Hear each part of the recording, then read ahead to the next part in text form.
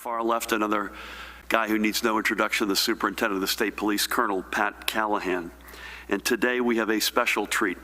We are joined by the co-chairs of our Restart and Recovery Commission. Princeton University President Emeritus to my left, Dr. Shirley Tillman. Honored to have you with us, Doctor. And to my right, the Chairman and Chief Executive Officer of Merck, Ken Frazier. Thank you both so much for being with us today. Shirley and Ken are with us to give more color on the work of the Restart and Recovery Commission that we convened on April 28th, which has spent the past nearly 4 months helping me and our team better understand the challenges we face and better focus on the opportunities ahead. As all of us in state government have been deeply engaged in fighting COVID-19, we have been keenly aware of the need to take a step back and survey the entire field, whether it be for new opportunities or to see how our ongoing efforts have been impacting our state. The ever-changing nature of this pandemic, however, brought to light the need for us to have a strong, in our case, exemplary group of outside voices, experts in their own fields, to make sure we were leaving no stone unturned. Shirley and Ken and their esteemed commission colleagues, and you can see their names before you, have always been at the ready to provide that fuller picture, to sit and listen to other industry leaders, to learn from their experiences, and to provide their own unique and expert guidance, so we could make sure that every decision we have made was both fully informed and fully formed. I'm extremely thankful for their continued leadership and for the leadership of the extraordinary group who comprise the Restart and Recovery Commission. And we will hear from both Shirley and Ken in a few minutes. And again, thank you so much for everything, including being here today. Next, I'd like to review the numbers we have received from the Department of Education regarding the reopening plans which have been received from school districts statewide. As we have noted before, we recognize the differences between and within our school districts that make a one-size-fits-all solution impractical. We have provided our school communities the flexibility they needed and frankly deserved to be able to make the decision that works best for them. And through Judy's leadership in the Department of Health, we have created regional metrics, which we've shown before, for health risks and safety that have further helped guide our decision-making. Using a comprehensive set of metrics, the Department of Health has divided the state, again, as we've shown you before, into 6 regions in accordance with risk level. New Jersey has come a long way in fighting this virus, but we aren't out of the woods yet. But using this health data, our determination is that each region in the state is safe for school reopening with, as we've said many times, the right precautions in place at the individual school level. So let me go through some numbers. As of today, there have been 745 total plans submitted to the Department of Education. You may wonder why so many plans. Remember, these include not just the public school districts, but private and religious schools as well. 251 of these have been deemed completed. Another 389 have been reviewed by the Department of Education and returned to districts for necessary revisions, and 105 are awaiting review. And let me be clear on that. Such review will be swiftly completed. So of that amount, a current total of 436 reopening plans envision a hybrid model of both in-person and remote learning. 59 districts plan to reopen to all in-person learning, and a current total of 180 plan to begin their school years in an all-remote fashion. And 11 plans contain some mix of all of the above. Generally, districts with multiple schools where some facilities may be able to handle in-person instruction while another may not. We will update these numbers and report them back to you on a regular basis as we approach the start of the academic year. We are grateful to district leaders, educators, parents, and stakeholders for working together in whichever district they live to come to the right decision for their specific community. This kind of partnership is what has made our state schools among the very best in the entire country. And it's how we're going to stay there, even in a school year that will open unlike any other before it. Next, I'd like to acknowledge the new partnership between Union County and Keene University in establishing a COVID-19 program curriculum for students that will also bring with it further academic and career opportunities. I could congratulate a number of folks, but I want to especially congratulate Union County Freeholder Chairman, our dear friend Alex Mirabella, and Kean University President, another dear friend and former colleague, Dr. Lamont Repillette, on this exciting new joint venture. This is a unique opportunity for those in public office and in higher education settings to work together to not only defeat this virus, but to train the next generation of virus fighters. Now, with a heavy, heavy heart, before I get to the overnight numbers, I want to speak of Vernetta McCrae, a veteran member of the Department of Children and Families who died over the weekend from wounds sustained Friday night in a random act of gun violence as she sat on her front porch of her home in Trenton. Vernetta dedicated her career at the Department of Children and Families to ensuring that our most vulnerable children would not fall through the cracks. She and her colleagues knew in many cases all too well the dangers of gun violence in the communities in which many of DCF's clients live. Sadly, such an act took her from us. I thank Vernetta for her career of service to New Jersey's children. I send my prayers to her family. I spoke to her mom on Saturday when she was still clinging to life, and you can imagine how devastated she is. I also want to send our condolences and prayers to Commissioner Christine Norbert Beyer and Vernetta's DCF family. May she rest in peace, and may God bless and watch over her. And last night in Wisconsin, we witnessed another shooting of a black man by a law enforcement officer. It is reported that Jacob Blake, who was shot in the back 7 times in front of his children, was unarmed. How many times does this nation have to endure this? How many more names do we have to add to the list? We pray for Mr. Blake's recovery from his wounds. We pray for his family, who themselves are also victims of this shocking and traumatic event, having witnessed his shooting. And we pray for a full reckoning about the systemic and inherent racism in our society and for its elimination. And we pray that justice is done. Before we turn to the overnight numbers, I just got word a short while ago that sadly Brigantine Mayor Andy Simpson passed this morning at the age of 62. He had been battling kidney disease for some time, so please keep Andy and his loved ones, family, and friends in your prayers. Let's turn to the overnight numbers. Today we're reporting an additional 225 positive test results, a cumulative number of 189,719 since March 4. The daily positivity for tests taken from August 20th is 1.33%. That is, Judy, the fourth consecutive day and 6 out of the last 7 that are under 2%. That's about as good as any state in America. Our statewide rate of transmission is now currently at 0.85. That is also rewarding. That's the 3rd day in a row under 1. In our hospitals, there were 227 confirmed COVID-19 patients being treated, another 219 persons under investigation, awaiting test results for a total of 446. Of these, 66 were in intensive care and 27 ventilators were in use. Today, with a heavy heart, we are reporting another 3 deaths that are now confirmed from COVID-19 related complications. The dates of these deaths are respectively August 21, August 17, and August 15.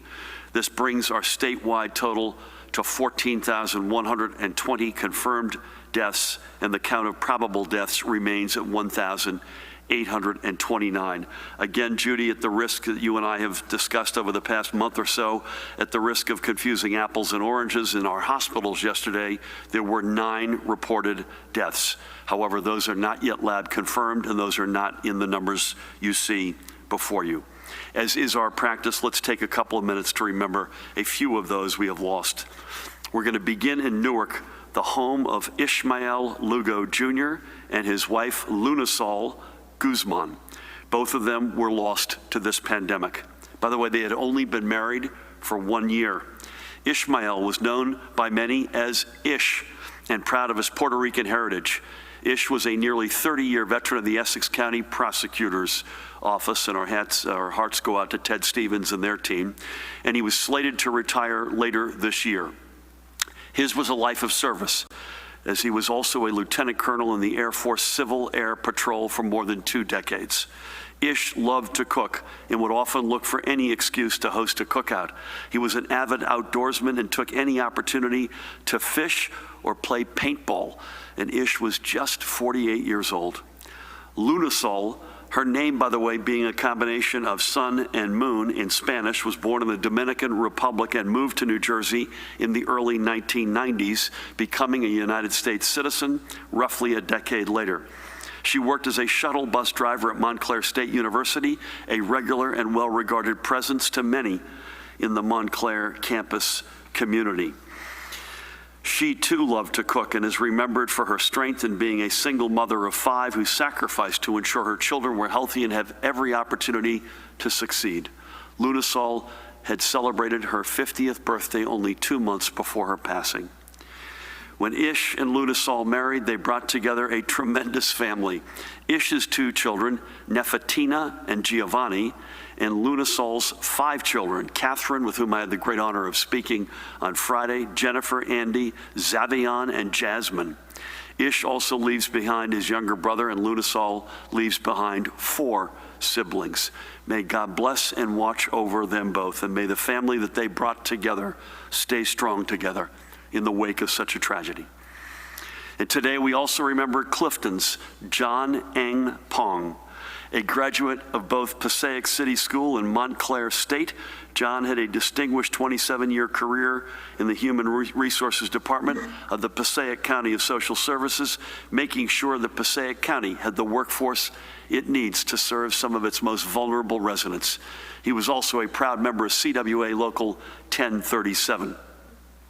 His kind and generous nature served him well in his career, but it made him indispensable to his family and friends, with whom he loved spending time telling jokes or singing, or winning nearly every game he was challenged to, whether it was bowling, pool, or table tennis. He was also a huge New York Yankees fan. John leaves his wife of 35 years, Carmela, with whom I spoke on Friday, and she is, as you can imagine, busted up, as is his daughters Rachel and Christina and their spouses, and the special lights in his life. His grandson Isaac, 18 months old, that's Rachel's son, and grandson Giovanni, who's Christina's son, who was born after John's passing. What stories he will be told. He also leaves behind numerous nieces and nephews. We thank John for his commitment to the people of Passaic County in New Jersey, and may God bless and watch over him. 3 more members of our wonderful, extraordinary, and diverse New Jersey family taken from us by this virus, which does not discriminate. Their lives should be celebrated, and their losses should remind us of the need to keep doing all we can to slow the spread of COVID-19. Keep social distances, wear your masks, keep washing your hands regularly, and cooperate with our contact tracers whose job it is to keep our state safe. Together, we can beat and we will beat this virus.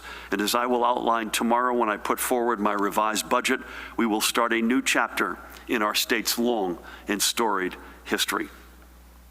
Next for today, I want to give a shout out to Paul and Rich Dottinger, the brothers behind the Morris County-based trade show design and production company, Dottinger Design Incorporated.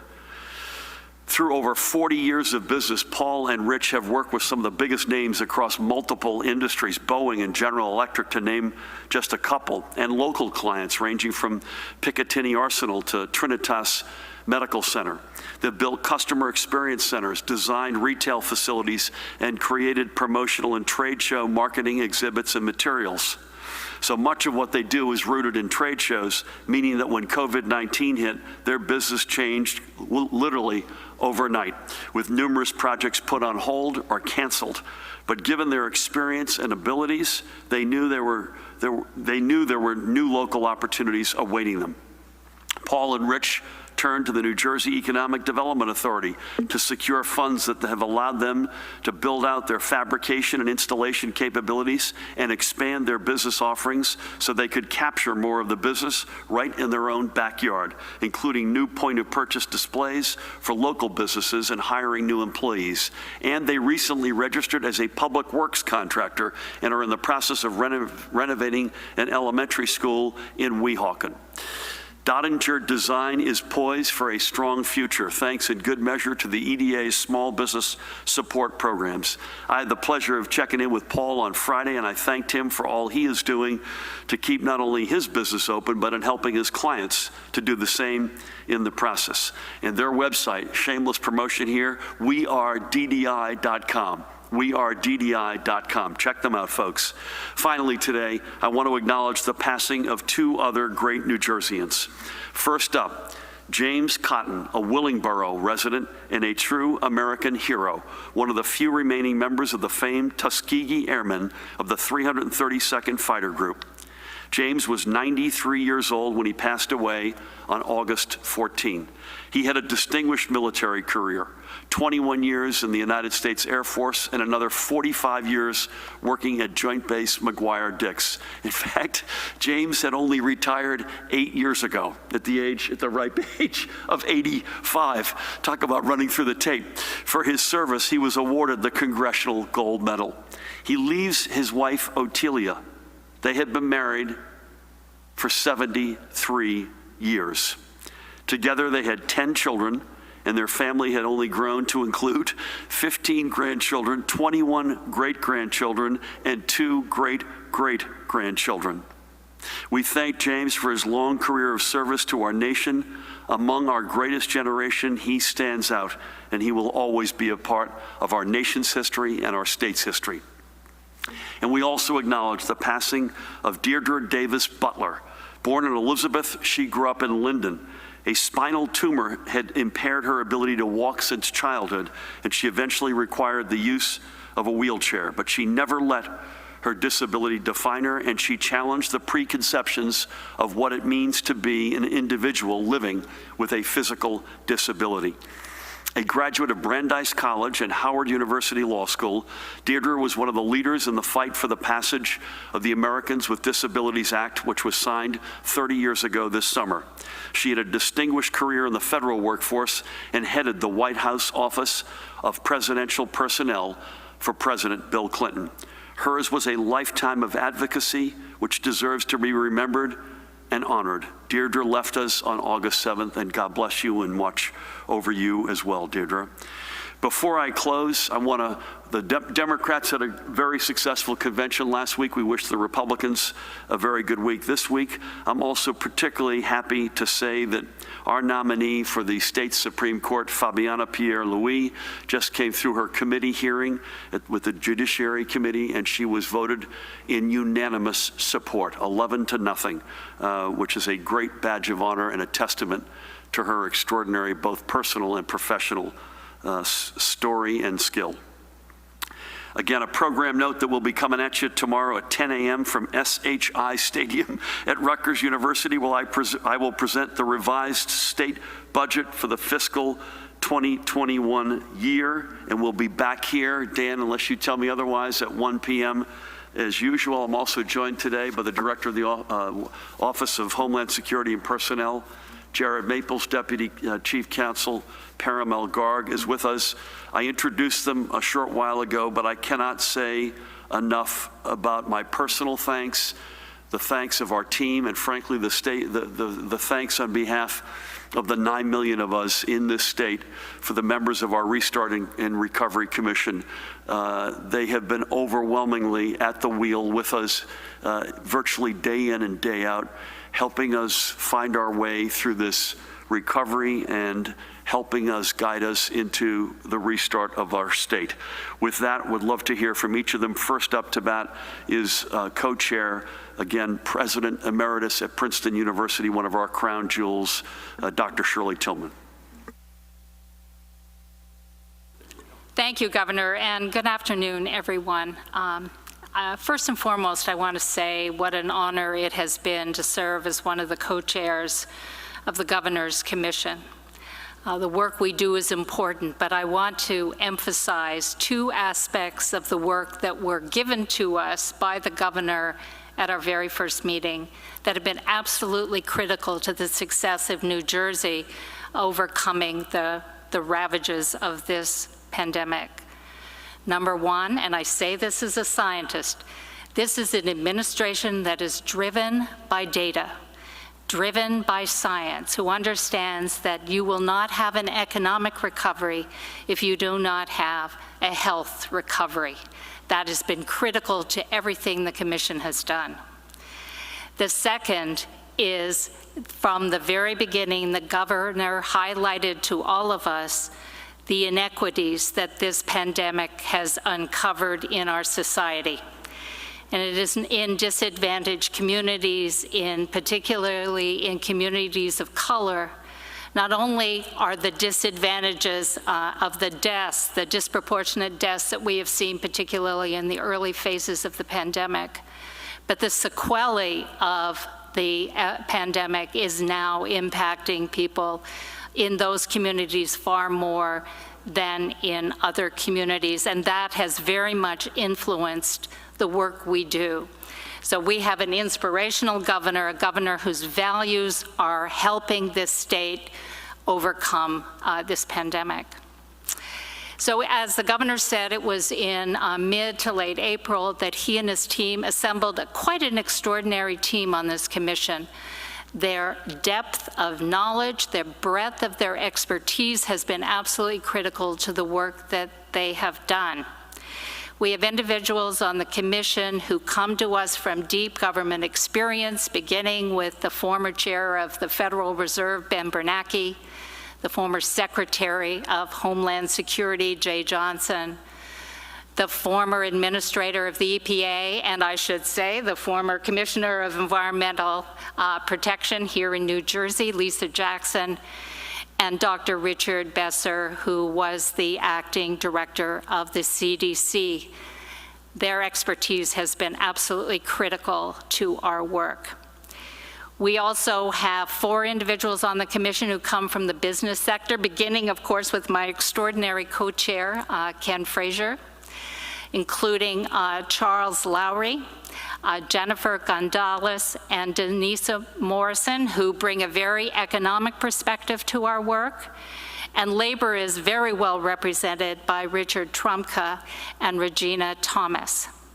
I'm also proud to say that academia is well represented on our commission, beginning with the brand new president of Rutgers University, Jonathan Holloway, who began his term on July 1. Think about that for a moment, what that must be like, as well as Professor of Public Policy, Dr. Bill Rogers.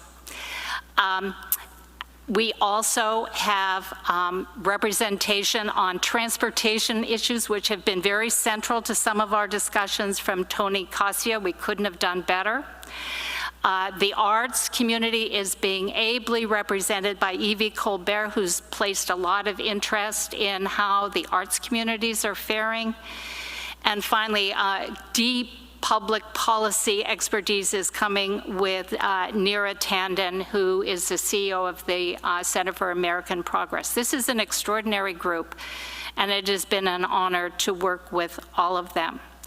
We have been meeting regularly, and we have broken our work into basically 3 subcommittees that meet even more regularly than the full commission. One of them is focused on health issues, as you can imagine.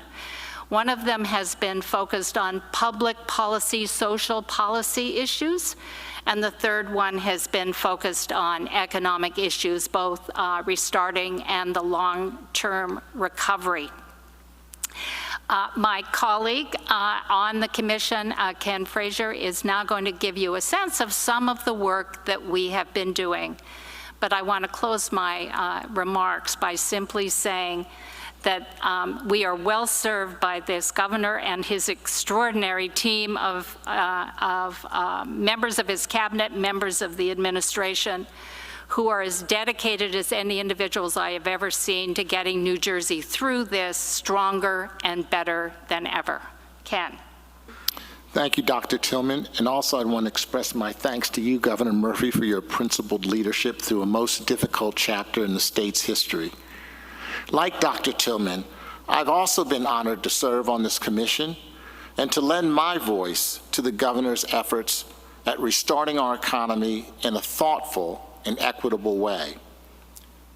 Merck is proudly headquartered in New Jersey, and we are committed to the state and the many communities that support New Jersey's biopharmaceutical sector.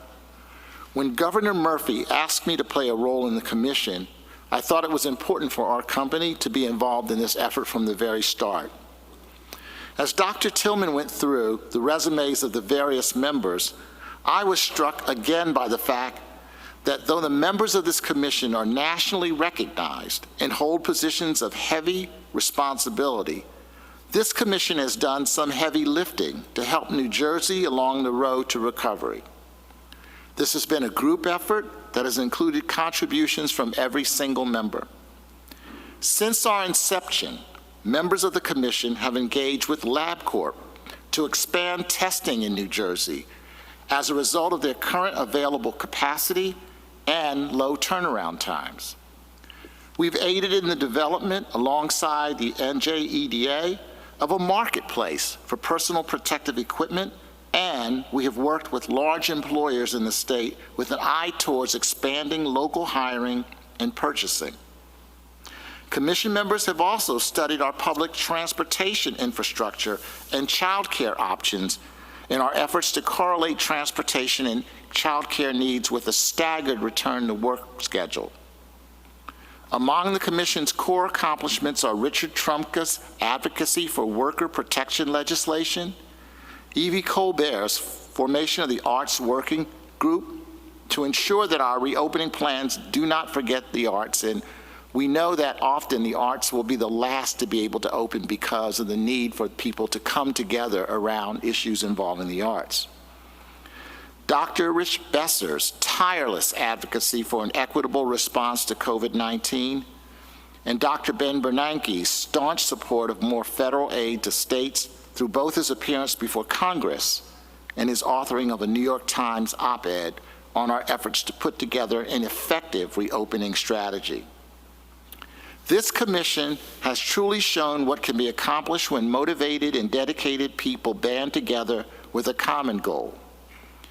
As we move forward, the commission will continue on its current course, advising the governor and advocating for an equitable and safe recovery. Our plan is to focus our efforts on economic and health planning to prepare us for the fall and winter, including contingency plans should New Jersey face another large-scale increase in SARS-CoV-2 infections, which we hope will not occur. We also plan to delve into how the state and the business community can provide enhanced technical support for small businesses, for example, to support e-commerce efforts. Once again, I'd like to thank Governor Murphy for his leadership on behalf of the residents of our state. Thank you so much, Governor. Ken, thank you, and Shirley, thank you each. It's not like these folks, either the chairs who are with us today or any of the members of the commission, didn't already have enough on their plate. So each of you have added another responsibility, and we will be forever thankful and indebted to each of you and your colleagues. And Shirley, I think you've framed it, and we're honored. My late mother would say, you're known by the company you keep, and not only are we honored to keep you and Ken's and the rest of the commission members' company, but also company with your points in terms of principles, making decisions based on the facts and equity full frontally as our guiding principles. So to each of you, again, 1,000 thank yous, and thank you for being, and not only that, but for being with us today. With that, I'm going to go to my far right. I can't say that very often, to introduce the woman who needs no introduction, the Commissioner of the Department of Health, Judy Persichilli. Thank you, Governor, and good afternoon. Well, thank you to the leaders of the Governor's Restart and Recovery Commission for joining us today. We are thankful to have such an esteemed group of individuals with expertise across many disciplines to help guide our restart. As part of the health subcommittee to this group, we are looking at a variety of public health challenges and opportunities to inform New Jersey's response. The mission of the subcommittee is to provide guidance and support to the Department of Health by sharing their insights, their expertise, and most importantly, connections to individuals and institutions to support our statewide pandemic response and resilience. A major focus of the subcommittee is health equity. We know that longstanding health disparities and inequities have been exacerbated by the COVID-19 pandemic. We are working to remove barriers to testing for vulnerable populations and ensuring that they are connected to healthcare, social supports, and housing resources. As part of this initiative, the subcommittee has worked with Lieutenant Governor Oliver on scaling up testing, tracing, and quarantine resources in Atlantic City. From lessons learned in Atlantic City, we have completed geospatial analysis of all of our counties, identifying testing availability and access, and responding to gaps and opportunities. The subcommittee has also been examining innovative practices from other states and countries to see how they can be applied in our state. For example, through contacts with scientists at Princeton University, we are looking at how serology data can enhance population-level surveillance. The committee has connected us with thought leaders on exposure notification applications. That has led to the development of a steering committee within the department and a goal to introduce a digital app in New Jersey to support contact tracing. The subcommittee has also talked with laboratory leaders and CEOs about improving testing turnaround times so that public health actions can be employed earlier. Members of the larger commission, Dr. Tillman, Dr. Besser, Neera Tandem, have been part of these discussions, and their expertise bring a valuable perspective to these initiatives. We have had several meetings and will continue to gather to study the latest innovations that can benefit New Jersey's effort to contain COVID-19. Moving on to my daily report, as the governor shared, our hospitals reported 446 hospitalizations with 66 individuals in critical care. 40% of them are on ventilators. There is one new report of multisystem inflammatory syndrome in children. That makes 56 total cases in our state. The children affected have either tested positive for COVID-19 or had antibody tests that have been positive. Fortunately, in New Jersey, there are no deaths reported at this time. The ages of the children affected range from 1 to 18. None of the children are currently hospitalized. The breakdown of race and ethnicity is as follows: white, 14%, black, 36%, Hispanic, 40%, Asian, 6%, other, 4%. The governor reviewed the new cases and deaths reported today. In terms of deaths, the breakdown is white, 54.1%, black, 18.3%, Hispanic, 20.2%, Asian, 5.5%, other, 1.8%. All 3 deaths we reported today occurred in the month of August. At the state veterans' homes and our state psychiatric hospitals, the numbers remain the same. In New Jersey, the percent positivity is 1.33%. The northern part of the state reports 1.19%, the central part of the state 1.14%, and the southern part of the state 1.98%. So that concludes my daily update. Stay safe and remember, for each other, for us all, please answer the call. Thank you. Judy, thank you for reminding us both in terms of the breakdown of fatalities, but also of the inflammatory syndrome, of the enormous racial divide. As we've said many times, COVID-19 didn't create it, but it certainly has laid them bare. And you're going to see a heavy dose of that in our budget tomorrow to try to find tangible ways to address it. Can I ask you a question? I think, is today the first day that spot positivity in all 3 regions is under 2? Yes. So that's something to cheer about, right? Yeah. So we've had the South in particular has been not high, but it's been above 2. So it's nice to have that under our belt. Thank you for everything. Pat Callahan, good afternoon. Compliance, please, if you would, put on your meteorological hat. I had an exchange with Governor John Bell Edwards overnight in Louisiana. Looks like one of those storms is going to peter out. The other one could be a crushing hit, but anything else you got? Great to have you as always. Thank you, Governor. Good afternoon. With regards to compliance, Lakeside Diner in Lacey once again was cited for EO violation, and the county and local authorities down there continue to work to effectuate that health closure order. And in Avenel, the subject got onto a New Jersey Transit train and refused to wear a mask and refused to exit, which subsequently led to an altercation with the officers. To your point with regard to the storms, yes, Tropical Storm Marco looks like it's petering out, as the governor said. Still probably going to cause a lot of rain starting tomorrow afternoon at some point. And according to the National Weather Service, it's expected that Tropical Storm Laura be upgraded and gain strength across the Gulf and become a Category 2 hurricane.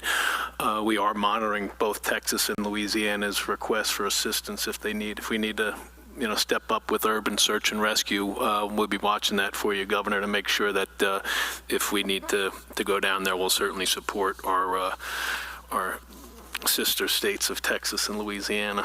That's all I got, Governor. Thank you. I had reached out, as I said, to Louisiana. I will do the same to Texas as well, so we'll make that offer. I think, Matt, we're going to start over here. Again, tomorrow we're at 10 a.m. for the budget speech at SHI Stadium in Rutgers. We rehearsed it yesterday down on that artificial turf. It's about 4,000 degrees. So if you see me dripping profusely, you'll know that that's the reason why. And then we'll be back here, unless you hear otherwise, at 1 p.m. Dan, where are you? At 1 p.m. on Wednesday. So with that, Elise, good afternoon. Good afternoon. A couple of questions on the budget address. Can you discuss right now any proposed tax increases and the amount of expected borrowing? Also, is there a rental cost associated with using the Rutgers Stadium for the budget address? If so, what is it? And also, if so, why the stadium as opposed to, say, a state park? Thank you. I have no idea on the rental cost. Do you know, Paramel? We'll come back to you, Lisa, on that one. And don't be mad at me, but we'll break the budget news tomorrow. But as we've said, I think all along we've been pretty consistent. In fact, we've been quite consistent. There are sort of 4 levers that we're going to overwhelmingly need to pull. Number one, we're going to have to be tight on our expenses, but at the same time, do what I mentioned a few minutes ago, at the same time, put money where our mouth is on addressing the inequities. Secondly, raise revenues. Thirdly, borrow. And fourthly, so we'll have a lot to say about those first 3 tomorrow, but we don't have that fourth piece, which is direct federal cash assistance. And we plead once again, as I will plead tomorrow, we'll do our job, but we need Washington to do its job alongside of us. And we'll come back to you, Dan, on the rental cost. Thank you for that. Nikita, good afternoon. Good afternoon, Governor. So I have a couple for you. Now, I saw over the weekend that you responded to one of the president's tweets. I was wondering if you had plans to further address that tweet. Secondly, do you plan to allow special school board elections on December 8th? And do you think that it's going to be possible to certify results on or from the November 3rd elections in time to hold runoffs in Patterson on December 8th? And do you think that in-person voting will hold a role in that race? December 8th? December 8th. December 8th. December. Yes. I've got nothing to report on December 8th. I got to get through tomorrow first, but we'll come back to you on that. And are you asking, Nikita, I want to make sure I get this, will we have enough time to count the ballots in time for any potential runoff? Is that, yeah, the answer generically, I'll give you a generic answer, yes. I mean, we're putting a lot of resources into this, including more scanners, more people, as you know, making it much easier to either mail your ballot, drop it in a secure box, hand it to a poll worker, or show up and vote in person. So the answer is we've got a high degree of confidence. Nothing new to add on the weekend Twitter front, but thank you for asking. Dave, we'll come back down to you. Good afternoon. Hi, good afternoon. Governor, for you, the American Camp Association has announced that camps in New Jersey as well as New York were very successful for the 7 weeks they ran their programs. A couple of camps in Jersey had a few cases of COVID, but they were quickly contained. What's your reaction to this? What do you think of this? What does it foretell? What does it suggest? And for the 2 members of the Restart and Recovery Commission, Dr. Tillman, you had mentioned specifically that, data is so important. And Mr. Frazier, you have great expertise with regard to business. All of our COVID metrics in New Jersey positivity, RT, deaths, ICUs, ventilator use, all extremely low, if not the lowest in the nation. We have states in our region that have restarted limited capacity dining as well as gyms. In your opinion, what do you think we need to see specifically to give this a shot? And then if it doesn't work, could we close it down if we looked at it from, a regional approach perhaps? Thank you. So I'll start with the camps and give one comment, then ask Shirley and Ken to chime in. I had not seen that report, but I'm gratified by it. I mean, that's a good report. That was our sense as well, Judy. I think it's fair to say that we did not see any spikes from, of the things that we've been worrying about this summer, out-of-state travel from hotspots, house parties indoors would be two at the top of the list. Camps were not on that list. We felt, I think, and Judy and her team put a lot of input into this, that the protocols around camps opening this summer were good, and I'm gratified to hear that. I will as I say, I'll ask Shirley and Ken to respond. I would just say two quick comments. Number one, I hope sooner than later we'll have some news on getting to some of the indoor stuff. I'm not going to marry myself to a date yet, but the data is unquestionably good of late. And secondly, the regional thing doesn't really work on at least on things like dining and where you've got a choice. School districts, it works, and that's why we keep showing those 6 regions, because that's where you live, and overwhelmingly, unless you're at a boarding school, you're going to school there. So it does work for education.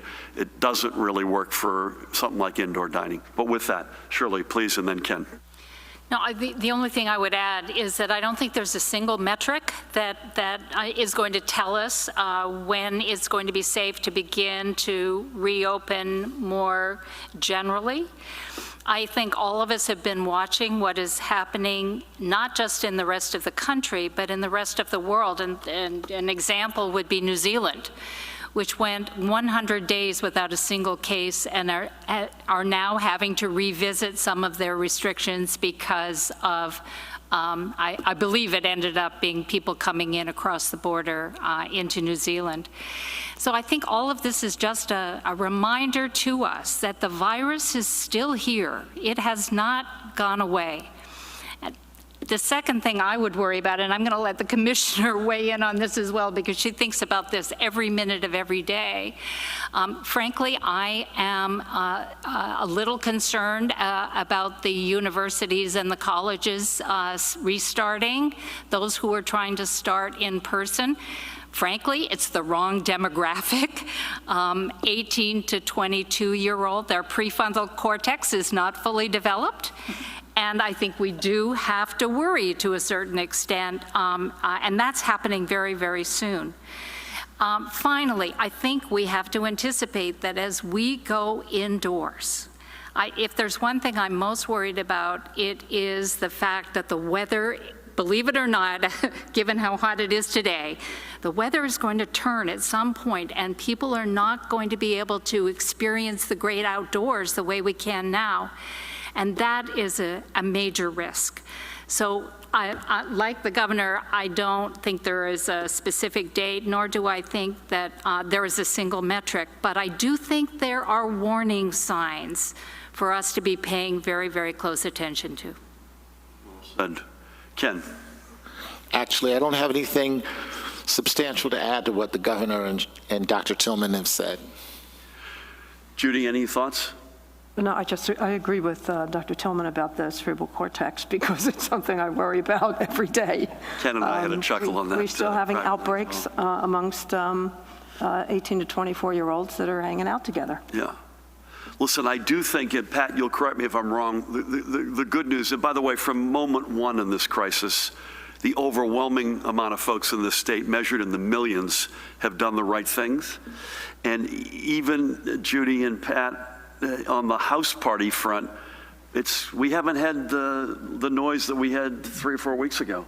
And that's a good sign. Please keep it that way, folks. And as Shirley points out, it's only a matter of time till the weather turns against us, and we're going to be we're going to be gathering in some form or fashion inside. As I said, Dave, at the beginning, and we'll move on, is I hope we can break some news sooner than later on at least some steps, baby steps or otherwise, to get indoors. Mary Lou Halverson and I had a very good conversation over the weekend from the Restaurant Association, constructive conversation. We're not there yet, but we want to get to yes, but we've got to do it right. And I'm with Shirley on I think we all are. New Zealand, you're seeing it in Germany, Spain, to some extent Italy, with returning vacationers.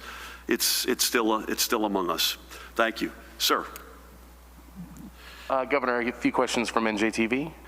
The KIPP charter schools launched their online learning today only to have a Zoom crash and ultimately postpone their first day. How will schools proceed if there's similar crashes when hundreds of districts log on at the same time in September? From Brenda Flanagan, she asked, do you have an update today on when indoor dining will resume? And from NJ Spotlight, some lawmakers have proposed that a voter should be able to bring his or her unused mail-in ballot to a polling location in November and be allowed to vote on a machine. Is there a reason that this cannot happen? And how much is it going to cost to send the ballots out? Did the U.S. Postal Service inform New Jersey that would have cost 55 cents or a reduced rate? And for Colonel Callahan, how is the state police working with local law enforcement in cities like Trenton and Patterson to address the recent rise in shootings? The recent what, sorry? Rise in shootings. Okay. I got no comment. I've got no insight on KIPP, rather. We can come back to you, but we live this in the spring. So you had every school district, every private, every charter, every religious school was doing some form of remote learning. And I don't have any specific insight as to why their system crashed, but if we come up with some, I'll let you know. But if we could withstand it in the spring, God willing, we'll be able to do it with, as you saw, the mix. You have a lot of school districts that are going to be either hybrid or in person. So tell Brenda I miss her. By the way, I haven't seen her in ages. Nothing new on indoor dining, but as I say, I had a good conversation with the Restaurant Association over the weekend, and we're trying to get to yes. We had a really, I'll let Paramel Garg answer either of the questions on why can't you just show up with your unused ballot, or how much does it cost to mail them. I actually don't have a specific answer, but Paramel might, and if not, we'll get back to you. But we had, I would just say we had a really good experience with our primary. People voted in person. If they voted in person, they voted provisionally. It worked. You know, we've made it easier. We're going to put more equipment, more people on the case. Both for the vote by mail as well as the in-person piece. I'm not sure I've got a specific reason as to why you couldn't do it, but the system worked, and there's no reason to believe it won't work for a general. Paramel, anything on that or on cost? The only thing I would add is that the machines that will be at the polling places that are open on Election Day will be reserved for individuals with disabilities. Because Could you get that a little closer on that? Sorry. The machines that are available on Election Day will be reserved for persons with disabilities. Thank you for that. Pat, any comments on the last question? There were 14 shootings over the weekend throughout the entire state. 4 of them were in Patterson, one which resulted in a homicide. And whether it's Patterson, Newark, Camden, Trenton, we work in partnership with the prosecutor's offices, with the U.S. Attorney's Office. Right now, there's a meeting going on with the mayor of Trenton and Director Coley. Regardless of, as I said, whether that's in a uniformed presence capacity, whether that's in a crime suppression, plainclothes detectives, trying to get those weapons off the street, trying to get violent recidivist offenders off the street. It is a daily grind for us and our federal, county, and local partners. And by the way, we're not alone, Pat. Is it fair to say this is not a phenomenon specific to New Jersey or even our urban communities? This is happening. We can see it around the country. You're good, sir. Behind the camera, you good? Do you have any? You good? Okay, how about down front here? You good, or you got one? Okay. Two quick questions. Hi, Governor. As you mentioned, the rate of transmission numbers dipped below 1. How long would that need to hold for you to reopen some of those businesses like restaurants and gyms? In the meantime, what is being done to help those people who are still out of work, no longer getting that federal aid and still have no timeline? And are there any long-term provisions for those employees since this has become a long-term disaster? So, I mean, Judy, you'll correct me if I'm wrong, and I know Shirley, given she is a scientist, a sustained period of good data, including rate of transmission, in a place that we feel good, I think is the key here, right? So this is not just any one day or even any couple of days. You want to see these numbers, whether it's spot positivity, rate of transmission, new hospitalizations in a good place for a sustained period of time. And we talk regularly about 14 days of incubation or 7-day rolling averages. So that's sort of the range that we're in. And as I say, I think we'll be able to, I hope, soon begin to show progress on further indoor activities. Listen, there's nothing new that I know of. We're still, the executive orders that the president signed has a federal piece and a state piece. The state piece we think would cost us $1.7 billion in this calendar year alone, or in a full year, 3-something billion. It's also not a program that's easily set up. The easiest thing to do here would be to extend the federal programs that have now expired, to get back to the table, and that's the plea that I would have, that they would go back to what was working. And we're going to be, to your last question, we're going to be digging out of this for a while. I'm going to talk more about this tomorrow at our budget address, but anybody who thinks you can have 1.4 million people who are unemployed and flip a light switch essentially and think that we can get back to normal is not paying attention. But please God, there are obvious bridges that over this troubled water that would allow folks to come through this, if not wholly, more wholly. And the biggest, most obvious one is to extend what had been a very successful top-up for the federal government. So I'll leave it at that. I think we'll go back. Dustin, that's you in the back. We'll go to you. Hello. Hello. There have been multiple issues with testing data, and the lab BioReference specifically has most recently contributed to flawed results. How are people supposed to feel confident that the daily numbers you're reporting are not inflated? When you say you want a full accounting of the deaths at veterans' homes, are you willing to conduct an investigation similar to what Massachusetts did at its Holyoke Veterans Home?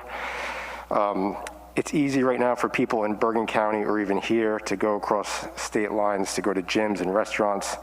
But so far, there have not been any known outbreaks in New York and Pennsylvania linked to those businesses.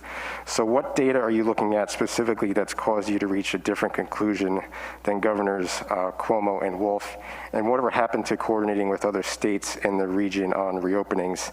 And then finally, for the 2 leaders of the Restart Commission, how often is the commission meeting, and why won't you release any details about the work it's doing that has such a large impact on the residents and businesses of the state? Thanks.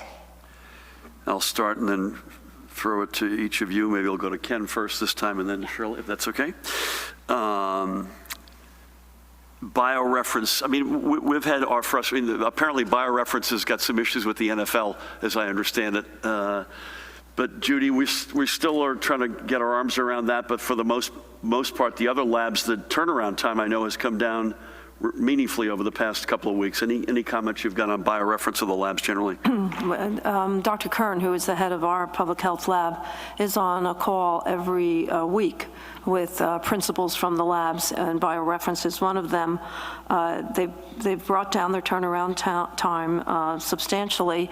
We know they did operation process re-improvement a couple of weeks ago, and it appears that they're having a little bit of difficulty, but we will follow up in our regular discussions with them about the reporting about the NFL. I think it was false positives. We don't have any more color on that. I don't think, though, Judy, I mean, we were pretty clear a couple of weeks ago when we had some serious, and we were not alone in New Jersey. America was having both turnaround time and data processing and batching challenges. For the most part, though, I don't think we think it's impacting our numbers in any meaningful way now. I'm not sure what Massachusetts did, Dustin, on the veterans' homes, but I promise you there'll be a full accounting. And that is a commitment that we have made and will continue to make. Yeah, nothing new really to add on gyms and restaurants other than, sustained data that's good is what we're looking for, and we think we're getting into that neighborhood right now. And assuming it stays that way, as I've mentioned several times already, I hope that we'll be able to get to some indoor steps sooner than later. And we coordinate actively with other states. That still goes on, but we've said from moment one, it is much more in the vein of harmony as opposed to in lockstep. And by the way, New York State itself has a different protocol on indoor dining in New York City versus other parts of the state. So you have to acknowledge that, you know, we're not in exactly the same place, but there is harmony is the word that I'd continue to use to describe our relationship with our neighboring states, and that is very much still an active, you know, weekly meeting reality among our representatives. Ken first, and Shirley, any comments on frequency of meetings and details, et cetera? Sure. So essentially, the commission has been meeting about once every other week. In between the subcommittees that focus on issues like health, the economy, and public services have been meeting on the off weeks. Our role is to provide insights and support to the governor and his cabinet in terms of their official decision making. Our subcommittees are driving towards specific recommendations, and when those recommendations are finalized, we will make them public. Thank you, Ken. Shirley, anything to add? You good on that? Thank you for that. I think we're going to go to Matt to take us out. Matt, good afternoon. Good afternoon. Governor, of the 251 school plans deemed complete, are any of them all remote learning? And if so, how many? You said 180 schools plan to begin all remote learning. Does that mean that 180 have been approved, or is it just their intentions? And what are the specific protocols to be approved for all remote learning? You know, have the specifications for all remote learning been made available, since as of last week they weren't? And finally, will the Department of Ed release a list of school districts for all the figures that you've announced today? I understand that obviously it's a moving target, it can change day to day, but that's clearly information that they have in terms of just listing the school districts. Is that something that we could be privy to? You mean by name? Yes. I don't know. Can we come back to you on that? Because I don't know them myself by name, so I'll come back to you. So can we put the slide back up, Dan? Is that possible to put the school slide? And Paramel, you're going to correct me if I misstate myself here, which there's a high probability I will. So there you go. So on the top, and again, the number of 745 is larger than the amount of districts because of inclusion of private, religious, and boarding schools. So the numbers along the top don't foot with the numbers on the bottom. In other words, they're going to add up, but they're not in the same categories. The 251 plans are complete, so I'm not sure what the question on that one was. You mean which breakdown of remote versus in-person among those, or? Right. Yeah, I don't have that for you, but we can get that for you. And I think that relates to your second question: is the 180 a part of that, or is that a work in progress? And let's come back to you as to how that breaks down. The protocols, Judy, are out there, right? So the protocols in terms of what a district has to achieve are out there, and I will confirm that, but we'll come back to you on that. And lastly, I've got no issue with releasing the districts by name, but I think we would only do that assuming that the plan was approved. So I don't know that it would be beneficial or accurate if it was still in process, but Paramel will correct me on any of the above. The only thing I would add is that the plans are supposed to contain the steps the district is taking to make in-person instruction. And a date that they felt was that's a very good point. So Matt, to that, I think we've said that here before several times. It couldn't just be we're going to be remote. It had to be, can you walk us through why you're remote?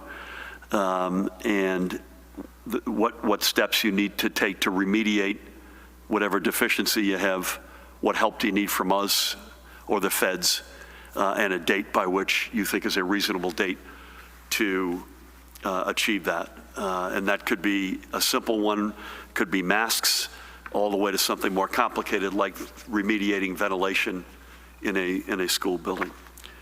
But assuming that no one disagrees with you, we'll come back to you with at least the breakdown of the approved plans. And again, I have no issue, Dan, on names, but I want to make sure the Department of Ed is good with that.